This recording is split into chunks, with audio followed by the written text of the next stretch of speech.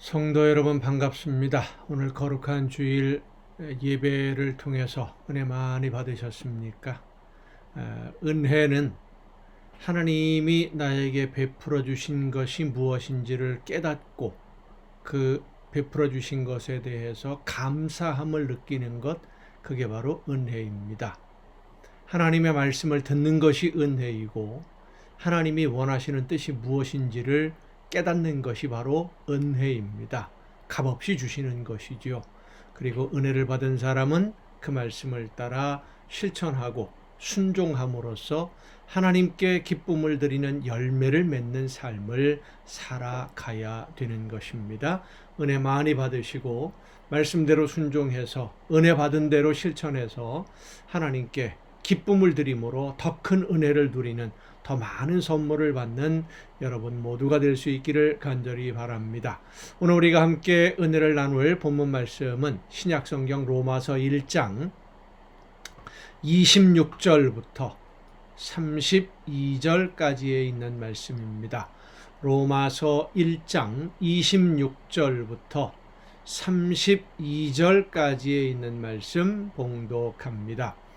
이 때문에 하나님께서 그들을 부끄러운 욕심에 내버려 두셨으니 곧 그들의 여자들도 순리대로 쓸 것을 바꾸어 영리로 쓰며 그와 같이 남자들도 순리대로 여자 쓰기를 버리고 서로 향하여 음욕이 부릴 듯하며 남자가 남자와 더불어 부끄러운 일을 행하여 그들의 그릇됨에 상당한 보응을 그들 자신이 받았느니라. 또한 그들이 마음에 하나님 두기를 싫어하며 하나님께서 그들을 그 상실한 마음대로 내버려 두사 합당하지 못한 일을 하게 하셨으니 곧 모든 불의, 추악, 탐욕, 악의가 가득한 자요, 시기, 살인, 분쟁, 사기, 악독이 가득한 자요, 수근수근하는 자요, 비방하는 자요, 하나님께서 미워하시는 자요, 능욕하는 자요, 교만한 자요, 자랑하는 자요, 악을 도모하는 자요, 부모를 거역하는 자요, 우매한 자요, 배약하는 자요, 무정한 자요, 무자비한 자라. 그들이 이 같은 일을 행하는 자는 사형에 해당한다고 하나님께서 정하심을 알고도 자기들만 행할 뿐 아니라 또한 그런 일을 행하는 자들을 옳다 하느니라. 아멘. 이 세상에서 가장 불행한 자녀, 부모와 자녀의 관계에서 볼 때 가장 불행한 자녀는 부모님이 간섭하지 않는 자녀라고 할 수 있습니다. 어떤 사람들은 생각하기를 부모님의 간섭을, 어른들의 간섭을 받지 않으면 자유를 누리니까 좋겠다라고 이야기합니다만은 사실은 간섭을 하지 않는다라는 것은 관심이 없다라는 뜻과 같은 말이죠. 잘못된 길로 가도 바른 길로 인도하려고 하지 않는 것. 가려면 가고 말려면 말고 살려면 살고 죽으려면 죽고 네가 알아서 모든 것을 다, 방임이지요. 그래서 우리 옛말에 미운 자식은 떡 하나 더 주고 사랑하는 자녀는 매를 한 대 더 때린다라고 하는 말이 있는 것입니다. 때로 믿는 성도들에게서도 그런 이야기를 듣는 경우가 있습니다. 차라리 하나님을 알지 못했더라면, 예수님을 믿지 않았다면 마음이나 편할 걸 공연히 믿기 시작해가지고 제대로 즐기지도 못하고 내 마음대로 하지도 못하고 그렇다고 하나님의 말씀대로 순종하자니 힘들고 어렵고 괴롭기만 하다, 이런 불평들하는 사람들을 가끔 만나보게 됩니다. 그러나 여러분 생각해 보십시다.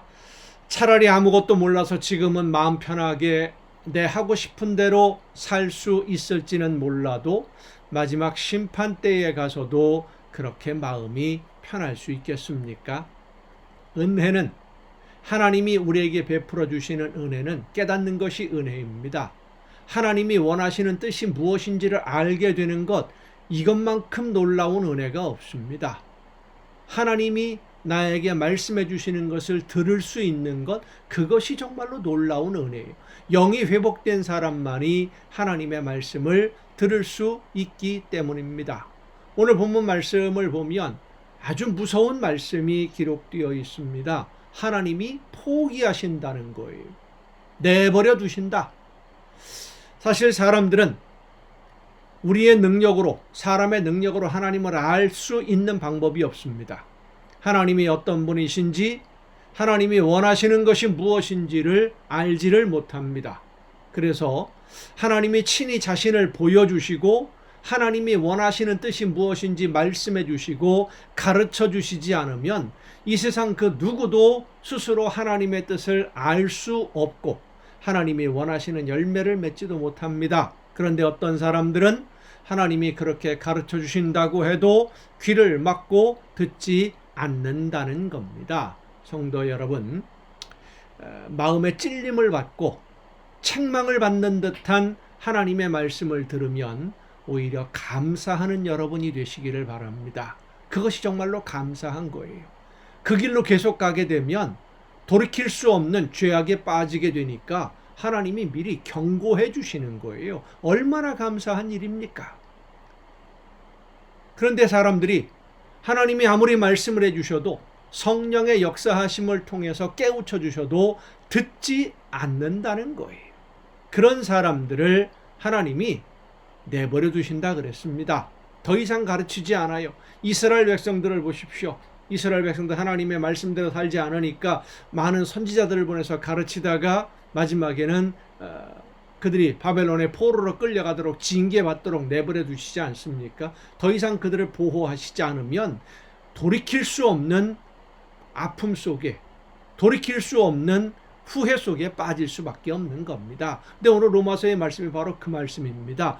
더 이상 가르쳐 주지 않고 옳은 길로 인도하지 않고 내버려 둔다. 이것보다 더 큰 무서운 재앙이 없는 겁니다. 차라리 매를 맞더라도 옳은 길로 인도함을 받아야 사랑을 받는 하나님의 자녀입니다.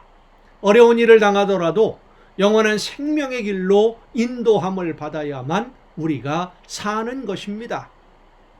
그런데 하나님이 그냥 내버려 두신다 그랬습니다. 그렇게 하나님이 너는 더 이상 안 되겠다라고 포기하시기 전에 오늘 우리는 하나님의 말씀에 귀를 기울여야 됩니다. 정신을 바짝 차리고 말씀에 귀를 기울여 듣고 나에게 하시는 말씀이 무엇인지 깨닫기 위해서 귀를 기울이고 나를 향하신 하나님의 뜻이 무엇인지를 알기 위해서 마음을 열고 성령의 도우심을 간구해야 됩니다. 그리고 말씀해 주시는 대로 내 삶의 방향을 바꾸고 회개하고 올바른 길로 한 걸음 한 걸음 더 가까이 다가가는 것이 우리가 진정한 기쁨과 평안을 누리며 이 세상을 살 수 있는 비결입니다. 성도 여러분, 하나님의 말씀에 귀를 기울이고 계십니까? 하나님이 더 이상 기다리지 않겠다. 너는 더 이상 없다. 말씀하시기 전에 두려움을 가지고 지금 나에게 말씀해 주실 때 말씀을 듣고 순종하면서 실천함으로 하나님께 더 가까이 다가서는 여러분 모두가 될 수 있기를 간절히 바랍니다. 기도하시겠습니다. 오늘도 사랑으로 저희들의 삶을 붙드시고 인도해 주시는 아버지 하나님, 하나님이 기뻐하시는 뜻을 따라서 말씀해 주시는 대로 듣고 순종하며 하나님이 원하시는 열매를 맺는 삶으로 한 걸음 더 나아갈 수 있도록 오늘도 저희들과 함께 해주심을 감사드립니다. 찔림을 주시고 깨달음을 주실 때 감사함으로 그 말씀을 듣고 말씀을 따라 실천하는 우리 모두가 되어서 하나님이 기뻐하시는 열매가 날마다 풍성해지는 귀한 복을 누리게 하여 주시옵소서. 이 모든 말씀을 예수님의 이름으로 기도하옵나이다. 아멘. 오늘 우리가 함께 통독할 하나님의 말씀 마태복음 19장부터 함께 통독을 하시겠습니다. 복음 사역을 시작한 말씀을 전하는 사역을 하시면서 바리새인들과 제사장들과 논쟁이 점점 이제 심해지게 되는 예수님과의 사이에서 논쟁이 심해지고 갈등이 심해지기 시작하는 모습을 보여줍니다.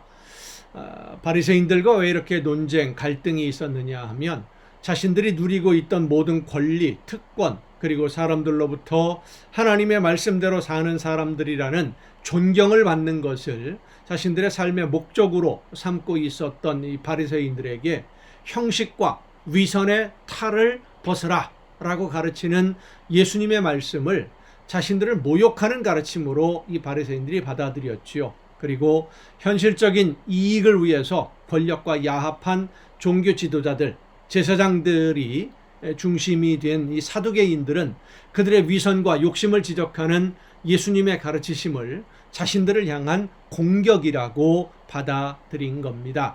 예수님이 정말로 이스라엘 유대인들의 왕으로 오신 분이라면 예수님이 왕이 되면 자기들은 그럼 더 이상 설 자리가 없게 되지 않겠습니까? 다 빼앗기고 나라에 반역한 사람들이기 때문에 오히려 벌을 받아야 되겠죠. 그런 위기감 속에서 하나님의 말씀보다는 자기들의 이익을 위해서 예수님과 대척하는 배척점에 서게 되었다라고 해석 받아들이는 것이 좋을 것 같습니다. 율법의 해석이 곤란한 문제들을 가지고 선의를 가장해서 예수님에게 질문을 하기도 하고 때로는 직접적인 공격도 서슴지 않는 그런 모습들을 보게 됩니다. 그런데 예수님은 하나님의 나라에서 가장 큰 자는 가장 낮은 자리에서 섬기는 자다 라고 말씀해 주시면서 제자들을 가르치고 있을 때 이런 말씀들의 의미를 깨닫지 못하는 부자 청년, 헌신과 사랑과 섬김을 말씀하시는 예수님의 말씀 앞에 근심할 수밖에 없는 현실적인 모습도 보여주기도 합니다. 여러분, 하나님의 나라는 받을 자격이 있어서 받는 것이 아니라 하나님이 우리에게 주시는 은혜의 선물이라는 것을 잊지 말아야 됩니다. 포도원에서 일하는 농부들을 대하는 주인의 모습, 이 비유를 통해서 바로 이런 비밀을 말씀해 주고 계시죠. 하지만 예수님의 사역에 대해서 알지 못하고 엉뚱한 기대를 가지고 있는 제자들과 함께 예루살렘으로 제물이 되기 위한 발걸음을 옮기시는 제자들은 전혀 다른 생각을 가지고 예수님은 지금 죽음을 향해서 발걸음을 옮기시는데 그런 제자들과 함께 가야 되는 예수님의 심정을 또한 생각해 보게 됩니다. 사람들의 마음은 예수님을 새로운 지도자로 인정하고 따르기 시작하는 그런 양상이 나타나기 시작하면서 유대인들 사이에 바리새인들과 제사장들은 예수님을 두려워하고 죽이려는 계획을 세우기를 시작합니다. 그 와중에도 제자들은 서로 높은 자리에 대한 욕심을 버리지 못하는 그런 눈앞에 있는 이익만 바라보는 오늘 우리의 모습들과도 비슷하다라고 할 수 있지 않을까 싶습니다. 자, 마태복음 19장부터 함께 통독하시겠습니다. 예수께서 이 말씀을 마치시고 갈릴리를 떠나 요단강 건너 유대 지경에 이르시니 큰 무리가 따르거늘 예수께서 거기서 그들의 병을 고치시더라. 바리새인들이 예수께 나와 그를 시험하여 이르되 사람이 어떤 이유가 있으면 그 아내를 버리는 것이 옳으니까. 예수께서 대답하여 이르시되 사람을 지으시니가 본래 그들을 남자와 여자로 지으시고 말씀하시기를 그러므로 사람이 그 부모를 떠나서 아내에게 합하여 그 둘이 한 몸이 될지니라 하신 것을 읽지 못하였느냐. 그런즉 이제 둘이 아니요 한 몸이니 그러므로 하나님이 짝지어 주신 것을 사람이 나누지 못할지니라 하시니. 여짜오되 그러면 어찌하여 모세는 이혼 증서를 주어서 버리라 명하였나이까. 그러니까 모세의 율법과 그 하나님의 말씀의 그 묘한 그 간격을 파고들어서 자기들도 해석하기 어려운 문제를 예수님에게 질문함으로써 곤란한 지경에 빠지게 만들려고 하는 거죠. 예수께서 이르시되 모세가 너희 마음의 완악함 때문에 아내 버림을 허락하였거니와 본래는 그렇지 아니하니라. 내가 너희에게 말하노니 누구든지 음행한 이유 외에 아내를 버리고 다른 데 장가드는 자는 간음함이니라. 제자들이 이르되 만일 사람이 아내에게 이같이 할진대 장가들지 않는 것이 좋겠나이다. 예수께서 이르시되 사람마다 이 말을 받지 못하고 오직 타고난 자라야 할지니라. 어머니의 태로부터 된 고자도 있고 사람이 만든 고자도 있고 천국을 위하여 스스로 된 고자도 있도다. 이 말을 받을 만한 자는 받을지어다.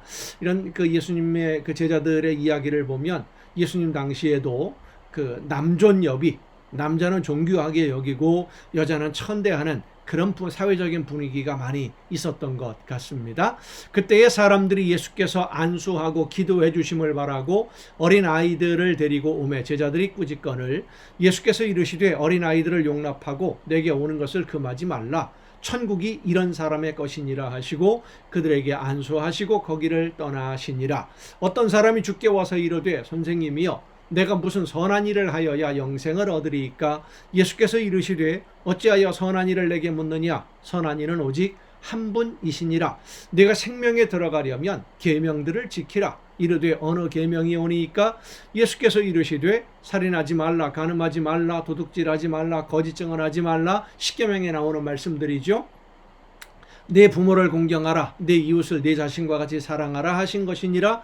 그 청년이 이르되 이 모든 것을 내가 지키었사온데 아직도 무엇이 부족하니이까?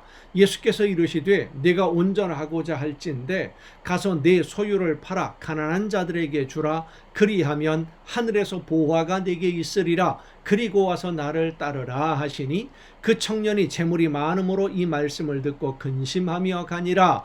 예수께서 제자들에게 이르시되 내가 진실로 너희에게 이르노니 부자는 천국에 들어가기가 어려우니라.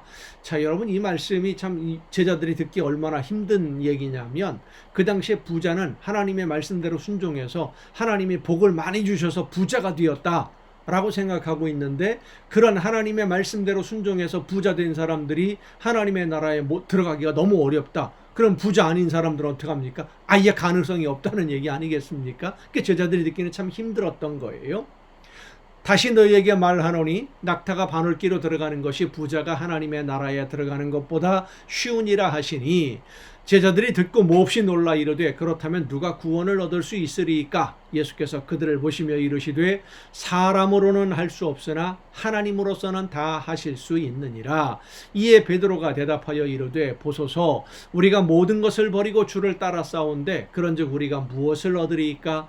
예수께서 이르시되 내가 진실로 너희에게 이르노니 세상이 새롭게 되어 인자가 자기 영광의 보좌에 앉을 때에 나를 따르는 너희도 12 보좌에 앉아 이스라엘 12지파를 심판하리라. 또 내 이름을 위하여 집이나 형제나 자매나 부모나 자식이나 전토를 벌인 자마다 여러 배를 받고 또 영생을 상속하리라. 그러나 먼저 된 자로서 나중되고 나중된 자로서 먼저 될 자가 많으니라.